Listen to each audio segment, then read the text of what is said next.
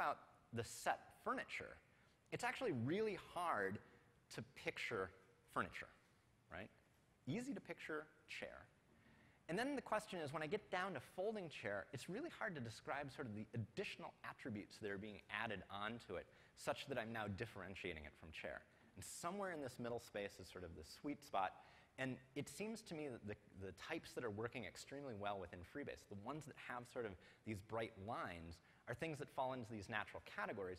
And then we can actually sort of play out this sort of set dynamic to figure out sort of what specifically is overlapping, not overlapping, disjoint. Those themselves can be classed as something, and we should sort of exploit this whenever possible. So,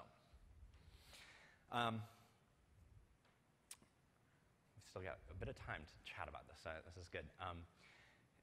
I do really think that this is a very interesting point in time. You know, this is Google and Yahoo making semantics visible to the world. You know, when you talk to the folks that have been working on rich snippets and SearchMonkey, there are different events in the world where they can actually point to big steps in the number of pieces of semantic markup, pages that have been marked up. And it has to do with, you know, as they launch different features around these things. The Twitter hashtag and now the annotations, I think, is sort of opening the door for new types of experimentation and certainly new types of value propositions that we should probably internalize and start to think about when it comes to sort of getting general public to actually play out semantic markup. Your typical webmaster is not going to sit through an ontology class.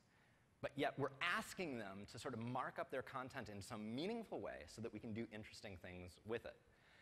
I think HTML5 and microdata actually are